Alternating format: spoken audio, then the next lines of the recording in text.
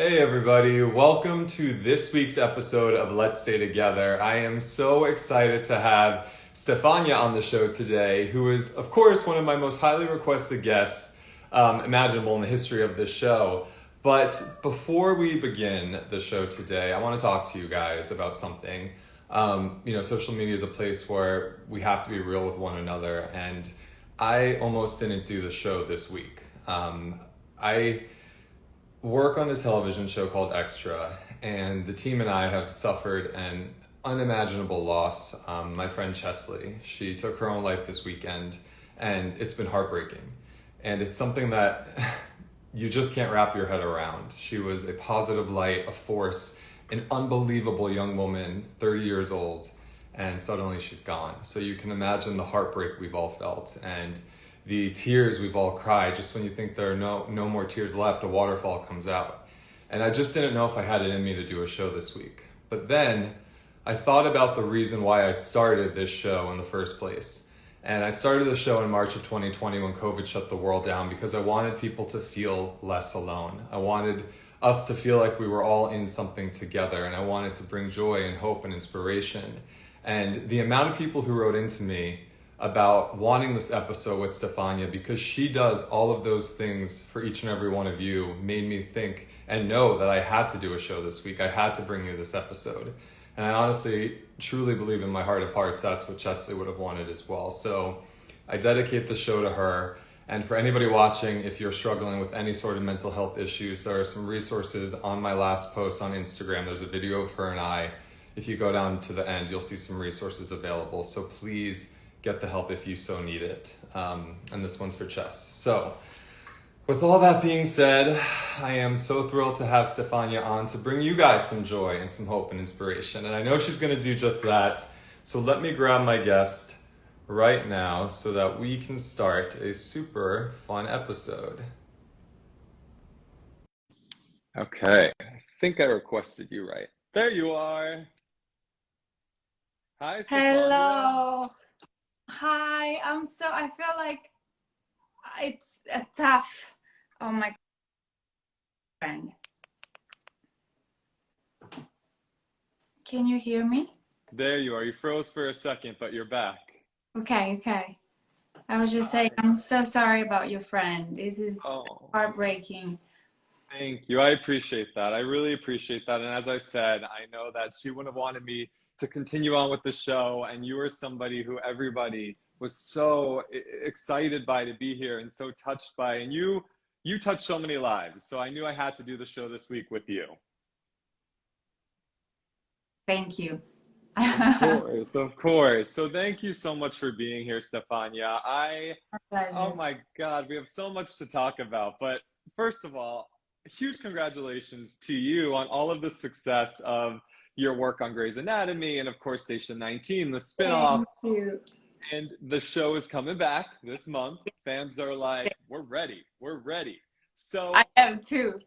I bet you are. So I want to bring it back for a minute to the beginning. When you first learned about this role, right? What was it that attracted you to wanting to be a part of this series in Shondaland to begin with? Actually, this question makes me laugh because I feel like at the time I didn't have the luxury of being attracted or not to a show, because I was like busing table actually at the restaurant that I worked at. So anything they would offer me that had to do with TV, theater, or film, I'd be like, okay, I do it for free. Sure, let's go. So and then it happened to be a show that I was a fan of, which was like a massive plus. And my best friend in Italy and I always talked about the show, so it was a huge bonus and surprise. But yeah, at the time I didn't have the thing of like, do I want to do a Grey's Anatomy or not? Should I do something else instead? Right. Wow, that's so amazing that you were a fan of what you were auditioning for. Was that like an outer body experience? Keep pinching myself when I go into the first table the first table read. See, I still get nervous talking about it. I'm like, oh my God, is this Shonda Rhimes? Is that Ellen Pompeo? It was crazy. Wow, that's incredible. Now, of course, you Yeah. play the fan favorite character of Karina DeLuca on the show. So, how did you first hear about this role? What was that audition like? And had you ever tried out for any other roles in the Shondaland universe, or was this the first? No, I hadn't tried any other roles. Well, I have to say, like, this woman changed my life.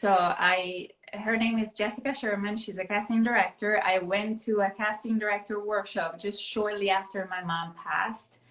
And I brought a monologue about this woman losing her mother due to cancer. I'm going to cry now. And I was obviously very believable at it. And at the end of the workshop, she was like, "Oh my God, I feel like you're underrepresented. Um, I'm gonna introduce you to some managers and agents that I work with." And she introduced me to 10 of them. And then of these 10, two reached back and met with me. And of these two, one of them was like, you have no credit to your name, but in LA, I think we say hip bucket. So it means like I'm not going to officially represent you, but if something that makes me think of you comes along, I'll submit you for it and see what happens. And 4 months later, I got this email saying you've been submitted for an audition for Grey's Anatomy. And that was my first audition for this manager, and I went, and here I am. Wow, that's an amazing story. And I'm sure that was super emotional for you with Yeah, your mom. Wow. yeah. Wow, thank you for sharing that. What a fan favorite character you play. I think one of the most beloved characters on television ever is your Oh my character. God. I do, I truly I don't do. know So about that, but thank you. I do. So what do you love? I've heard so much from the fans what they love. What do you love about getting to play this character? I love her. I love Karina because at the beginning she was kind of like a comedic relief. So she would say things that no other character would say, but she said it in like it's such a matter of fact that I don't know why you're reacting like this. And I thought it was hysterical. She was like like simulating nipple stimulation in front of everybody, and what are you talking about? So I love the sassiness and the matter of fact. And then, yeah, she's just very funny and honest and fearless. And she has a little temper, but she also has a soft side. So it's a very fun character to play. Could you relate to this character at all? 100%. I wish it was a little bit more like her in a lot of circumstances, but yeah, she's a great inspiration for me in my real life. Oh, that's so amazing. And fans just so love following your relationship on the show with Maya and of course played by Danielle who was on this show and seeing you two your journey unfold. So now you're married, y'all are talking about children. But let's talk about Danielle for a minute. What do you love about working with her in such an intimate way? Everything.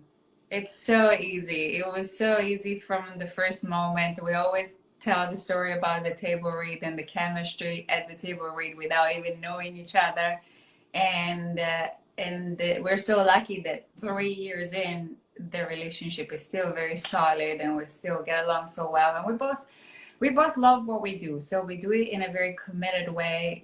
We approach it differently. She's a very alpha. She's like, follow the rules, do this, word perfect. I'm more like flowy, it's fine, like but we compensate each other also because of our differences. So it's so fun.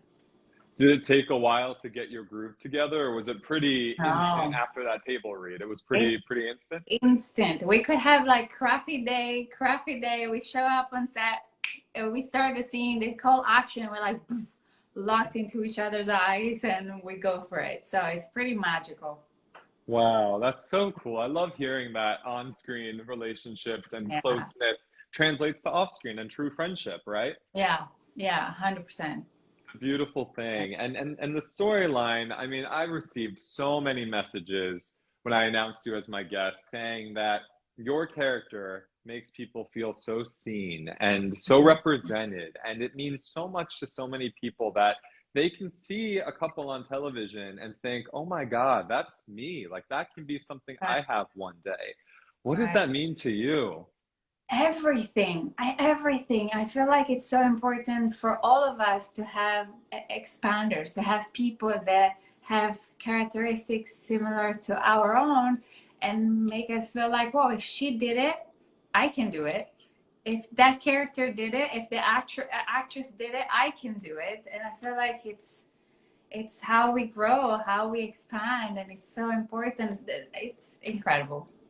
Yeah, you know, I'm 36. I just turned 36, and when I grew up, oh, thank you. You know, growing up, I never saw signs of representation in television and media. There were very few, maybe three or two. I mean, there was like nothing out there to relate to. So Right.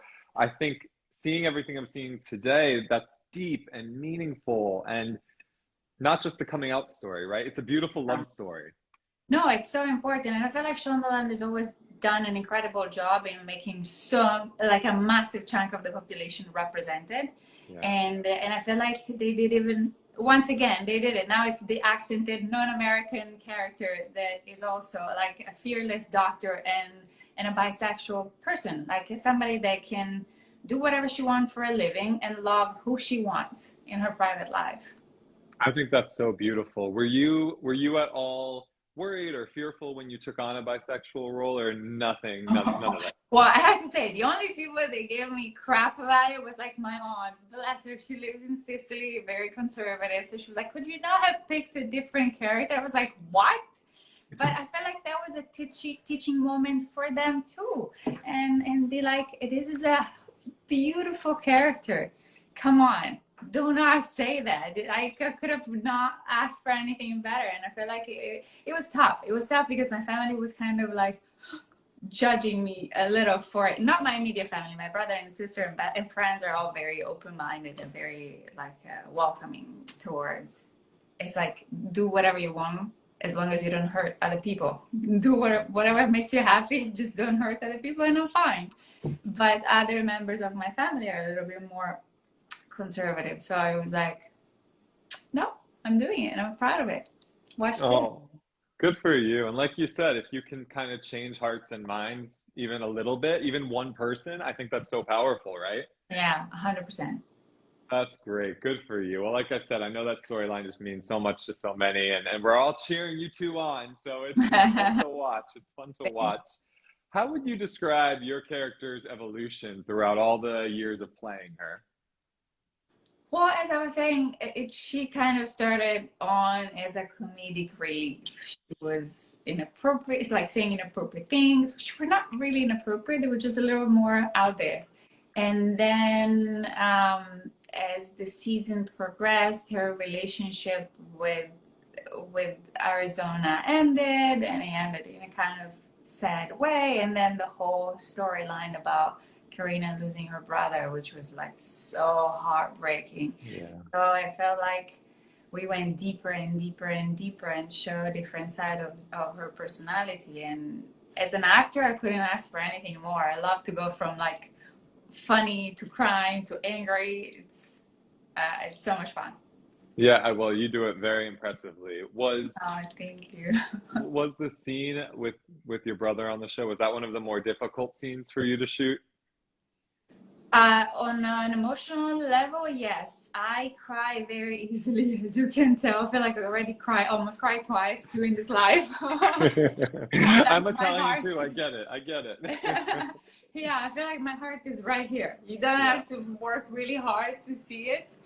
And so crying is a very easy thing for me. And the storyline broke my heart. And I have a very good relationship with Giacomo, that played Andrea De Luca. And so the whole thing of him leaving the show and him dying that way was so dramatic. So after 12 hours of full-on crying, I was like, oh, I need to go to bed. I'm exhausted. But it was incredibly rewarding as well.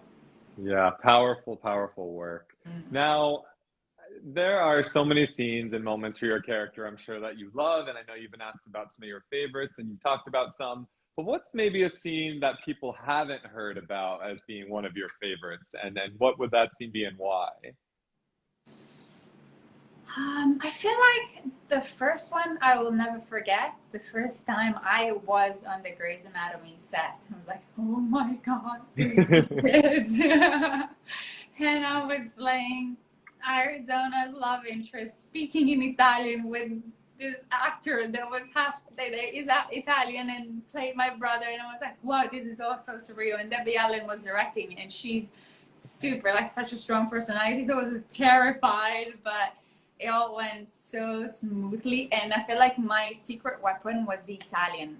My Italian dialogue, I was like, nobody understands me, so I can say whatever I want, and even if I mess up, I'm fine. So that was like my safe spot. And Giacomo was like, don't worry about it. We don't tell anybody. We just fix it after. But I was very nervous. So that was, I will never forget that first one. I'm sure that's a good memory. And what about one of your favorite scenes with Danny? One of my favorite scenes with Danielle, there's so many. I feel like this last episode that, not the last one that aired, but the one where we were home making babies. We had very little time to prepare, and we had to shoot all of the scenes the day after we got the script. So we had very little time to do everything. It was 4 scenes, all about us. And I feel like that really, it was a testament to how our connection and our the fact that they were so good together. Because if we came out alive from that day and the scenes came out good, it's like, wow, we're good together. Yeah, that's intense. That's intense. I mean, is that the norm? Do you usually not have a lot No. of preparation? No, we usually, the writers are great, but I feel like with COVID and everything, and a lot of time the schedules gets shifted and turned around. So I feel like we have to be more flexible because of all that's going on. And so it's Yeah. not the norm, but it happens. It happens. Man, I don't think people realize how much work goes into what you guys as artists do. It's we see the final product and it looks seamless on television and masterful performances, but the amount of preparation and rehearsal and memorization and all of that, it's a lot of work. So fun. I can't Yeah. complain. I love when people are like, we're changing this. I'm like, yes. Danielle is a little less inclined to that because of the kind of personality she has. But I have other things that make me mad, and she's very good at be like, don't worry about it, we got this. So I feel like that's another reason why we're a very good team. Yeah, for sure. Now I have to ask because you're working so much. What do you two do for fun? Do you ever get to like go watch a movie, go out for dinner? Like, do you get to chill a little bit? Well, the past 2 years, not much for fun because of freaking COVID. But in general, I feel like LA for me is very work oriented, and then I just get out of LA and I go travel, and that's my fun part. But yeah, I watch a lot of movies. We actually started doing this thing of the outdoor, like a drive-in cinema. That was fun as a group, some of the cast members and the writers. But and then both Danielle and I directed our first short film, so I am working on it a lot these days. So I'm very busy with work related things, but I love doing all of that. Well, when you love it, it doesn't feel like work, right? Exactly.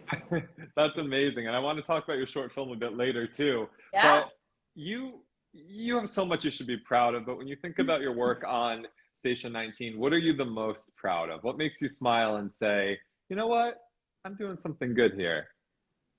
You know what? I feel like I've said this before, but the most rewarding messages that I receive are messages from parents of mostly foreign parents, foreign parents of young bisexual or gay girls that, and they often say like, thanks to your character, my daughter came out to us and found the courage to realize that her sexuality isn't bad, isn't wrong, it's just different. And that, it gets me emotional every time because of what we were saying before. Like when you were growing up, you didn't feel represented, so you had to fight so much harder to expose your true self, expose your sexual identity. So I feel like that is, come on. Yeah, I'm sure those messages really sometimes probably surprise you too, because in your mind you're there, you're doing your job, that's what you're here to Exactly. do, but you're creating such a lasting effect on so many people, you know? Yeah, you're right. We don't realize at all. That's why it's for sure a surprise, but it's like, wow, if we can also do that aside from loving what we do and telling beautiful stories, wow. massive accomplishment. So beautiful. I love that. Now, I don't want to get you in trouble, but can you give us any teases of what's to come when the season resumes? Anything at all? Little something. I don't even remember where we left off because in the middle we started shooting already. So I'm like, am I gonna spoil massively something? Well, I feel like we're trying. We've agreed. Maya's come around. She's agreed that she's on board with wanting to have a baby. We now have to hash out the details because obviously it's not gonna be as easy as just like let's try until Right. it happens. So yeah, it's gonna be fun to navigate now this new phase of trying to become mothers. Yeah, that's a whole new chapter for us to watch. It's going to be very, very fun, and it's fun seeing how you guys interact with the cast and their reactions to everything. I mean, this cast is amazing. What do you love about working with this cast? The cast and the so I love our showrunner. Krista is incredible. She's an Yeah. incredible being and an incredible artist. Obviously, she's done. Come on, genius. And then I feel like I work a lot with Danielle, so I spend a lot of time with Danielle. But I feel like most of my relationship with the cast members are the same on screen as they are off screen. So like Gray, Damon, Jack's relationship and I is very similar in real life to what we have on screen. It's like a little brother dynamic, and I'm always like bossing him around and be like, no, don't do this. And he's like, okay, you're so intimidating. Boris Sullivan, I love his sense of humor. He's very dry and sarcastic, and it cracks me up. And I'm always like the goofball that kind of like, yeah. But yeah, I feel like in general we're all a little older and more mature, and so appreciative of where like what we get to do for a living. So it's fun. Yeah. Oh, that's so nice. It's nice to see, on air relationships translate to off air. Did I just see you petting your very famous dog? Jeff, she's not Yeah. here right now. Oh, I thought you were petting I the would. She's like coming actually in a couple of hours. A lot of people were like, say hi to the dog. I know, Jeff is amazing. She's the best. Oh, that's so fun. Now, we have some fan questions, but before we get to the fan questions, Yeah. I love that you are the epitome of somebody who has worked so hard coming from another country, from Italy, from Sicily? Yeah, good From job. Sicily, and Okay. came here and created this career for yourself. So what was that journey like? Because I think a lot of people are super inspired by you doing that and taking such a big leap of faith. So what was that journey from Sicily to here like? It was long. I'm almost Yeah. 40, so it was going like it was done step by step. But I feel like I was always very fearless as a young adult, and I always followed my gut. So I started working in a holiday resort when I was 15 in the summers, and this girl was a dancer and she was doing it professionally. And she was like, you should come to Milan. And I was like, what? You can be a dancer as a job? This is amazing. You don't have to like teach in a school. And I felt like that was my expander. I was like, if she can do it, I can do it too. So I moved to Milan, did a performing art college, started working. And then I was like, I need to learn a new language. This Italian thing. I was like, I need to speak English when I travel. I don't speak any English. How do I do this? I met on a job, a crew from London. One of the people was Sicilian, but was born and raised in London. So he spoke Sicilian dialect and English. And he was like, you should come. London is amazing. I was like, okay. I went for a week, booked 3 jobs, and moved to London. So, and then same thing with LA. I was like, okay, I'm feeling it. I'm going. So I feel like I've been very good at following my guts. LA was a massive setback for me. It crushed my ego. It was like, yeah, sure, you were a dancer for a living up until this time. Not here. Here you have to start from zero. The city is very expensive. It's so competitive. Everybody works in the same industry. So it's very hard not to get caught up in this rat wheel and try to do other things like traveling, go to see your family and friends. At some point I was like, I can't leave LA because when I leave, I'm gonna get an audition and I can't miss the audition. I was like, oh my God, you can't do that. You have to live a life. And then I read The Big Magic from Elizabeth Gilbert.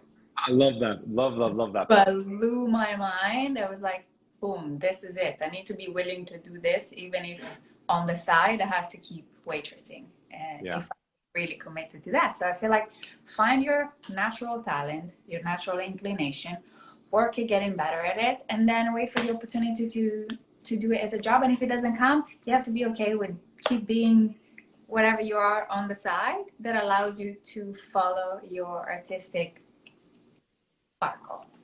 Oh my God. This is all sorts of inspiration on this Tuesday. I love this. I love this so much. You should be so proud of everything you're doing and accomplishing. And I like your story. I really like your story because a lot of people think if I don't hit a certain amount of success before 30 or 35, then it's done. But that's not true. Yeah. If you stick with it, amazing things can happen. Look at your story. It's amazing. It was tough. It was tough. My parents are like, you're waitressing. Why don't you come here and do that? Why do you have to move to America to do that? And I'm like, no, but there is a reason. I'm trying to. They were like, you're so far. You can do a job that you can do anywhere. Why is 12 hours of a flight away? So Well, it was tough. But yes, but thank God you followed your instinct because look at what you're doing, right? thank you. Amazing. So let's get to some fan questions, okay? Okay. So these were some of the most popular fan questions I received in my DMs. The ones I kept seeing over and over again are the ones I picked. So, Okay. number one, why do you think fans fell in love with the Marina relationship? What makes it so special? I like to believe that. Okay, I believe we choose our friends because we have chemistry with them, because we have a connection with them, and that makes their relationship special and unique. And I feel like Danielle and I were so lucky that we have that. I feel like we were attracted to each other. We had this chemistry. We liked each other as people, and I feel like that translates because I think we're good actors, but I feel like when there is something more, when there is natural chemistry, when there is natural connection, makes the acting job so much easier. So I think maybe that's part of the reason. Also, the writers are great and write great stories for us. Yes, I would agree. It's all of the above. Next question. I love this question. What is one thing Karina could learn from Stefania, and what can Stefania learn from Karina? So Karina can learn from Stefania? If anything. Not much, to be very honest. I think she's a better human being than I am. She's more figured out than I am, for sure. That was saying something messed up, but I feel like Karina's style is a little bit more grown up than I would like. I would like her to be a little bit more youthful style clothing wise, but I guess she's a doctor, so fine. Maybe that's what Karina could learn from Stefania. And then Stefania from Karina, I love how unapologetic she is about what she truly believes, and I feel like I implement that more in my life. That's amazing. I love that. Great answers. Thank you. Is there a fun behind the scenes story that you can share that the fans don't know? Some sort of silly story. Tough because I feel like we share them all, and or it happens a lot. I don't know. I wish I was more prepared. I had something smarter to say about this. I know it's hard when these are just the random fan questions, so anything come to mind. Let's pause this and go ahead Okay. and see if something comes up. All right, fair enough. Next question is, do you and Danielle ever improvise? And if so, what's been your favorite moment you improvise? We improvise a bunch, especially now that Danielle is okay with it.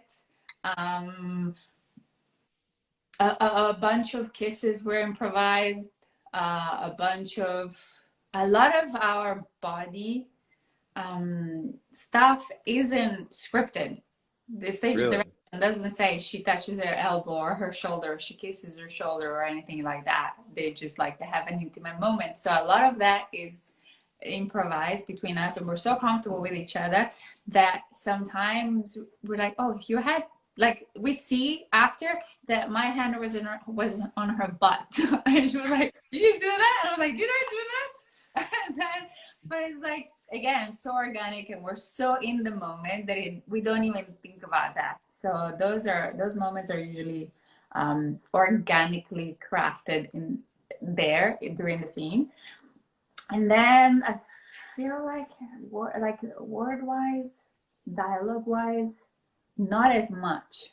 Not as much. Sometimes there's like little things here and there, or like I love you, or the Italian stuff. I always put it in like here and there, and now they started writing them. So there's a bambina here, there's a Bella there, but Oh, that's so cool.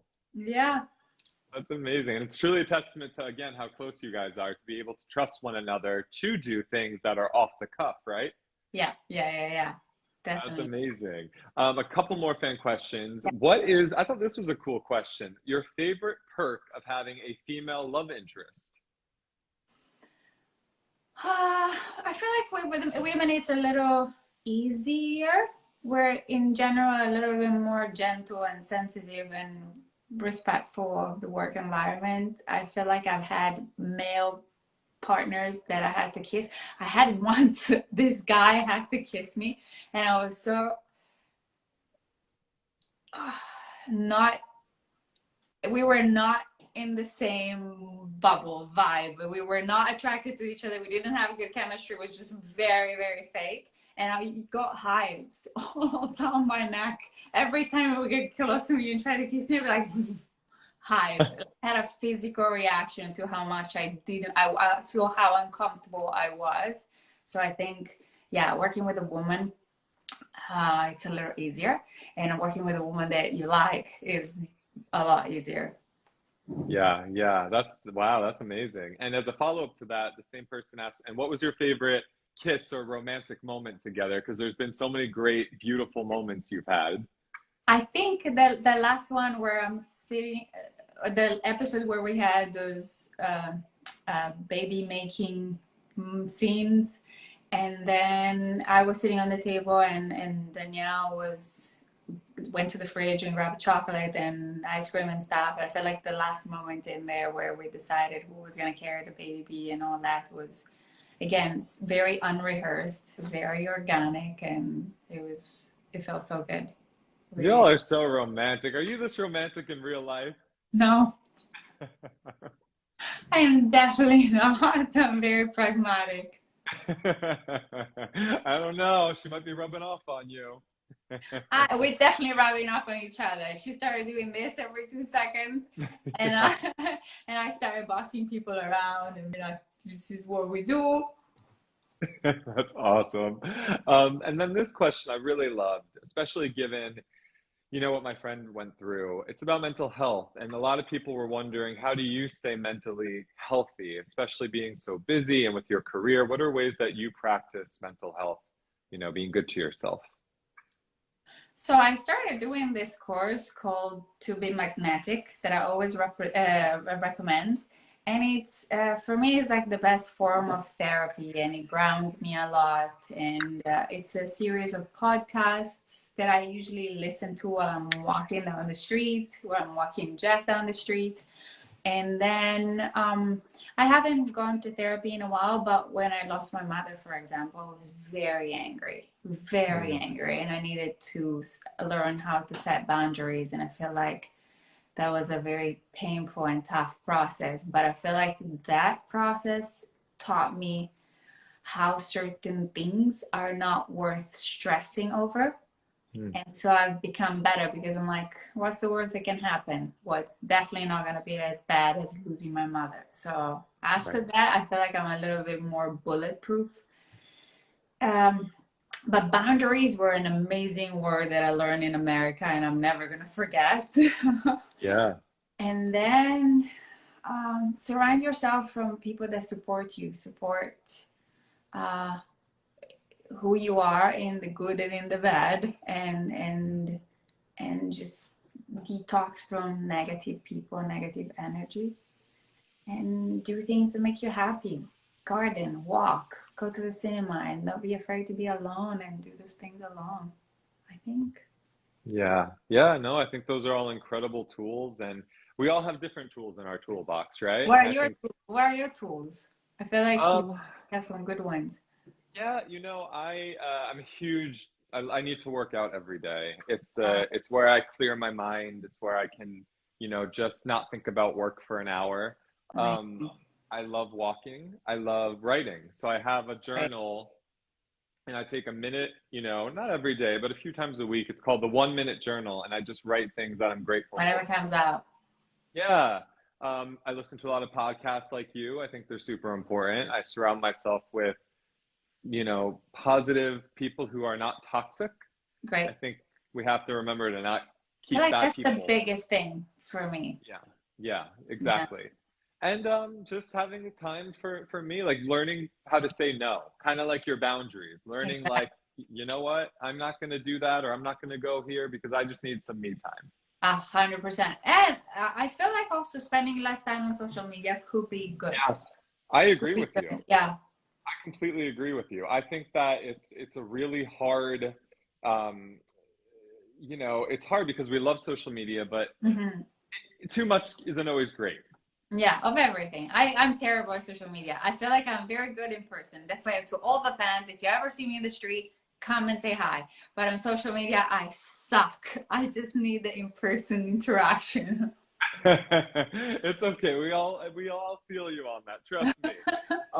Now I have to share a message, and I hope Danielle's watching too. This is for the both of you. A lot of fans wrote to me saying that there was a certain fan, Luciana, I believe was her name, and she was about 24, and she sadly passed away from COVID. And a lot of the fans looked at her as like the leader, and she would bring a lot of the fans together and celebrate you and Danielle, and was such a champion for the both of you, and just so loved what you two stood for. And I think that from what I read from a few of her friends, the services are either today or tomorrow. So the timing of this interview is quite remarkable. So I was wondering, and they were wondering, if you could share any words of support for her family and for her girlfriend, and even for her who's watching, hopefully from up above, right now. Oh my God, this is so tough. And I feel like there's so little that anybody can say to heal that kind of a pain, especially for her family, for her girlfriend, for her loved ones. It's just, yeah. I do believe that even when they're gone, people live on. I always say the story about booking this job, Grey's Anatomy job, going to the audition on my mom's birthday and starting working on my mom's name day, onomastico. And in a way, for me, that felt like she was watching me throughout all this. So I feel like feeling like even though they're not physically here, they're still here with us in some other way. I think is very helpful, beneficial, and and I hope all the family and the friends can find ways to still connect with her in spirit, even if her body is not here right now. Yeah. Well, thank you. I know that's going to be very helpful to many people, and they're going to appreciate hearing from you. So that was very kind of you to offer those words. And before I let you go, I love asking this question to certain people I have on the show who I know would really appreciate it. And you strike me as somebody who would appreciate this question. And that question is, what is a piece of advice that you wish your younger self had known that can help, some of the younger fans tuned in today? Stay true to your authentic self, which seems so basic, but it's so true. I feel like I lost Yeah. myself several times coming to a foreign country and traveling so much and trying to please everybody. And I feel like the most amazing work I've done, the most amazing relationship I've ever crafted were the ones where I could truly be myself.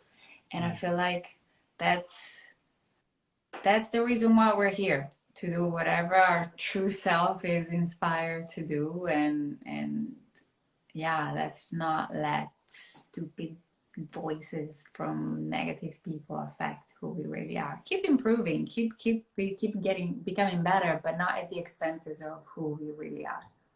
Oh my God. Beautiful advice that we should all remember time and time again. I love that so much. And to all of the fans who are tuned in, who are standing by your side, cheering you on, what do you want to say to everybody before we go? You're freaking amazing. Never in a million years would have expected to have so many people loving what I do and how I do it. And I was saying, I suck at social media, but please, if you meet me down the street, come and say hi. I would love to give you a hug. Oh, I love that so much. Stephania, this was so much fun getting to talk to you. I could talk to you for hours. Thank you so much for hanging out and for Oh my joining God, the are you show. kidding me? Thank you so much for bringing me on. And again, so many sad moments, but hopefully we managed to give a little smile as well today. I think we did. And for everybody watching, I'm going to post this interview right now to my feed so you can rewatch it and share it. And if you haven't seen it, you can go find it. And I'll tag you as well, Stephania. And thank you, thank you, thank you. I hope to interview you in person, maybe an on-set tour one day. We'll figure it out. Amazing, exactly. All right. All my love. Kisses. Mwah. Bye. Kisses to you. Bye-bye. Ciao.